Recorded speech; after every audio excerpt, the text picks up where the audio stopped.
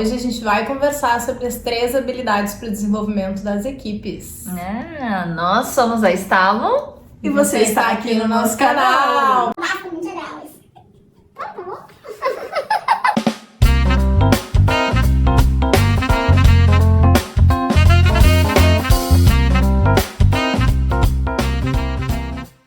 Muito bem, vamos falar sobre vulnerabilidades, que é a primeira grande habilidade que a gente precisa desenvolver dentro de um grupo para poder chegar a um grande sucesso aí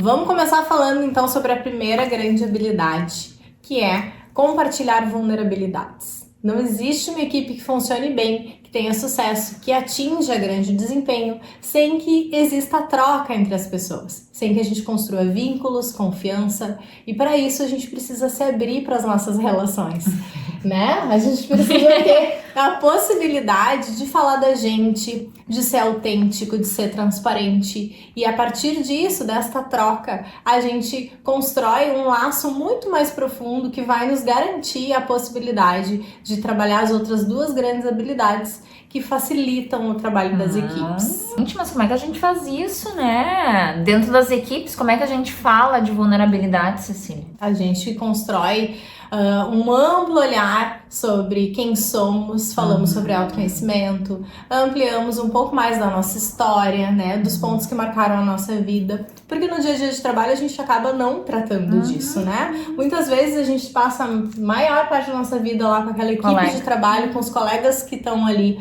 desempenhando as tarefas todos os dias e não sabe, né, aonde ele nasceu, o que ele construiu, o que ele gosta de fazer, o que ele gosta de fazer, né, o que ele tem, qual é o sonho dele, né, onde ele dedica energia quando ele não tá trabalhando. Muitas vezes a rotina nos engole, que faz com que a gente não trate desses pequenos detalhes que fazem parte de quem nós somos, né? Às vezes questões familiares, os nossos valores, questões muito mais internas e que a gente não abre no nosso trabalho por ser um ambiente profissional que às vezes nos impede disso acontecer. E o piloto automático mesmo, fazer a tarefa, fazer a entrega, cumprir o prazo, e a gente vai vivendo isso e não se dedicando nessa relação para compartilhar essa vulnerabilidade que é nossa, né? Exatamente. E o que a gente mais encontra nas empresas, nas equipes que a gente trabalha, é a dificuldade muitas vezes de olhar o que é meu para eu poder compartilhar com o outro, né? Então, reconhecer, né? O que é meu, mas qual é o meu sonho mesmo, né? Se eu perguntasse aqui para vocês, qual é o teu sonho? O que a gente responderia, né?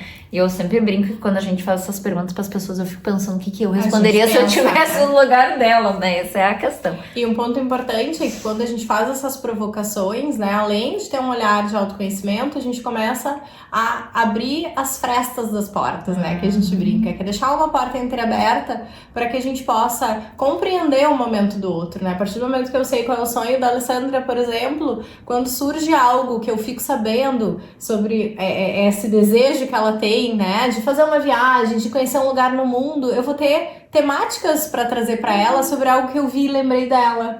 E a gente vai começar a construir uma conversa com relação a isso e talvez se aproxime muito mais por gerar identificação.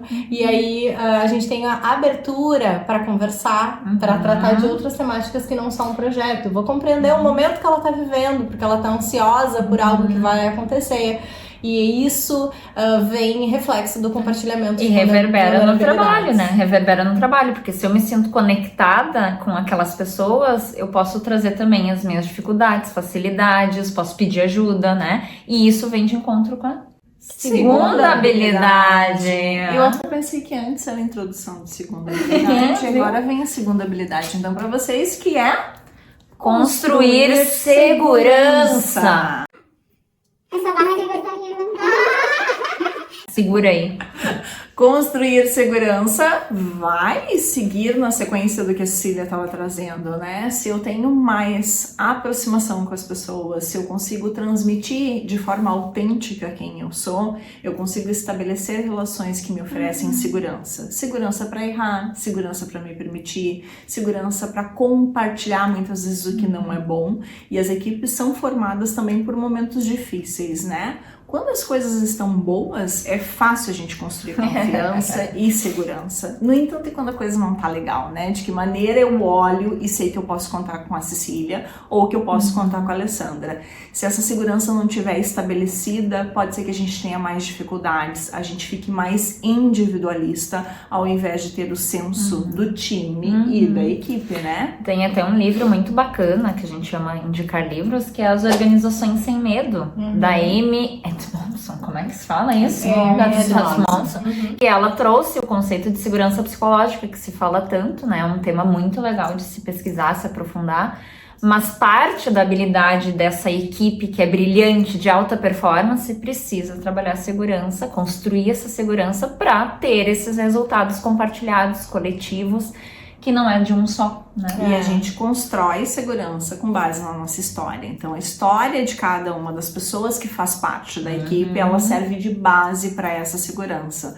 Para além das atividades, dos processos, dos resultados que essa área tem que entregar, quais são as histórias deste grupo, que é formada individualmente pelas histórias das pessoas que estão fazendo parte dessa equipe. Ah, que legal, né? Trazer isso, assim, pra equipe, despertar isso, falar sobre isso, porque... Pra quem tu já contou a tua história. Exato! E eu fico pensando assim, né?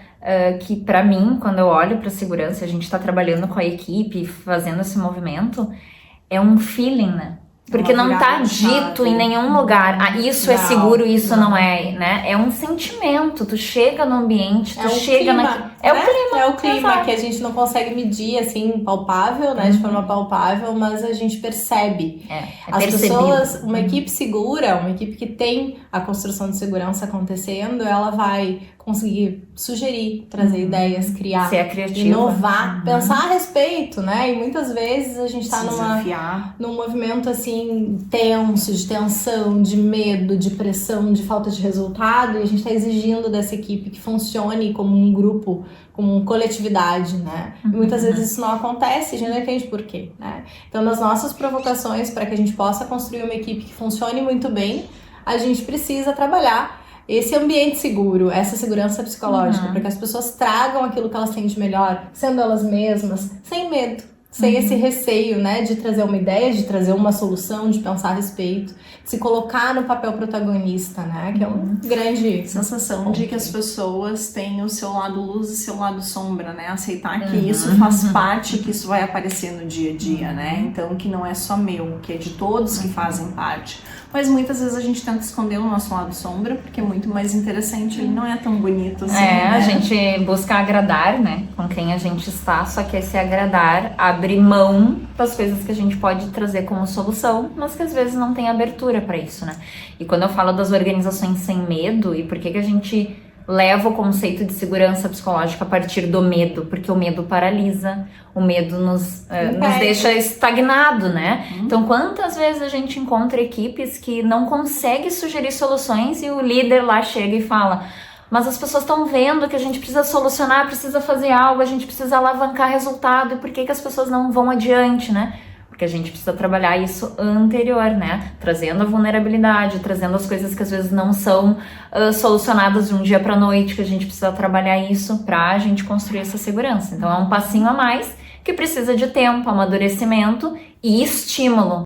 Por isso que a gente precisa fazer lá os treinamentos, os team building, sair daquele ambiente, daquela organização, né?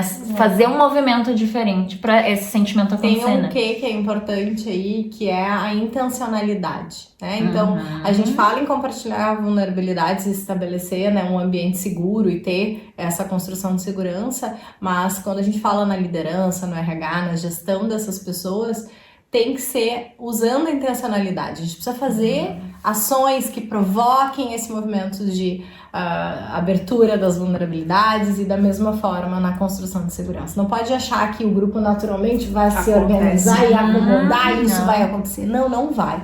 E em ambientes remotos, mais ainda descentralizados, né? Cada vez mais estudos relacionados a isso dizendo: estamos em uma gestão distante, como que eu faço para trazer as pessoas a intencionalidade? Eu preciso falar sobre isso. Vamos tratar, vamos conversar, vamos ter momentos para falar a respeito dessas temáticas. Aí que vem a terceira habilidade, que na verdade junta, costura tudo isso, que é a questão da gente estabelecer um propósito. E basicamente, quando a gente fala em propósito, as pessoas pensam numa coisa grandiosa, né? Ou aquelas frases lindas, bonitas que estão pregadas nas paredes, né? Os slogans, só que não se vive, que é esse feeling que eu comentei antes da segurança, que é a gente ter uma narrativa compartilhada. Quando eu pergunto para um colaborador, depois para outro membro de equipe, por que estamos aqui, por que vivemos, por que solucionamos isso, por que somos importantes nessa grande organização, as pessoas deveriam, para ter alta performance, ter comuns acordos e ter uma fala em que se encontre num resultado coletivo, né? Então, estabelecer esse propósito é a gente, mais do que ir para o slogan e definir aquela frase legal que nos leva a ter esse direcionamento, essa rota, esse guia, é a gente viver esse processo quando cada um no seu cantinho, no seu pedacinho do processo, saiba por que é importante, que está contribuindo com algo maior, que está lá na frente, né? E gerar essa sensação de importância, que aí gera pertencimento, engajamento. Como que eu faço isso se eu não tenho segurança de ser quem eu sou? Se eu não consigo compartilhar as vulnerabilidades quando... Não tem como, né? Não tem como estabelecer esse propósito.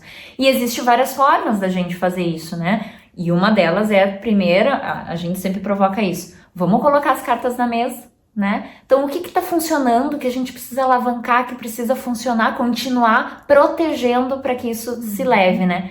Mas e aquilo que não tá legal, que às vezes não é dito, né? Só sentido, tá entre linhas, que não tá com um objetivo tão claro, que a gente tem expectativas que não são alinhadas. Então, isso precisa ser colocado na mesa também. E aí que a gente começa a botar, como é que é, nas caixinhas, né? Organizar isso tudo para que a gente faça, então, esse propósito acontecer. É isso aí. Não é fácil. E quando a gente fala em estabelecer propósito, também é uma coisa importante a gente não imaginar que em um único dia, num único evento, a gente vai definir esse propósito, ele está posto, está tratado, né? Não. Ele é vivo. Ele é vivo, ele é constante, ele tem que ser trabalhado todos os dias e todas as ações que a gente fizer com esse grupo, com essa equipe, precisa estar validando esse propósito, né? É uma renovação desses votos de o porquê essa área existe, porquê essa equipe existe, porquê estamos aqui, porquê que o meu pedacinho do meu trabalho é tão importante quanto o da Eliane, quanto da Alessandra, e porquê que juntos a gente forma algo muito maior, uma fortaleza, um resultado, né? Muito maior, né? Dentro do trabalho da Estalo é o que a gente procura fazer, sensibilizando as equipes para viverem essas três grandes habilidades, desenvolvendo isso, e realmente é um processo, né, que acontece ao longo de um trabalho. Não é um botãozinho que a gente aperta, não é nada mágico, mas é algo que de consciência, vem né? acontecendo, exatamente. E é legal da gente fazer esses movimentos, as pessoas viverem isso, né, estabelecerem essa conexão primária aí que é necessário para dar continuidade. Por isso que a gente é amigas aí, né, dos nossos clientes, porque a gente quer acompanhar, quer ver esse plano acontecendo, porque, de novo, não é um único evento, apesar de que esse evento ele precisa acontecer alguma vez. Exatamente. Para que se a gente tem que começar start, de algum né? lugar. Tem que começar de algum lugar. Exato. Se você gostou desse conteúdo, fala aqui com a gente, não se esquece de se inscrever e apreciar todos os outros conteúdos que temos por aqui. Isso aí. Beijo!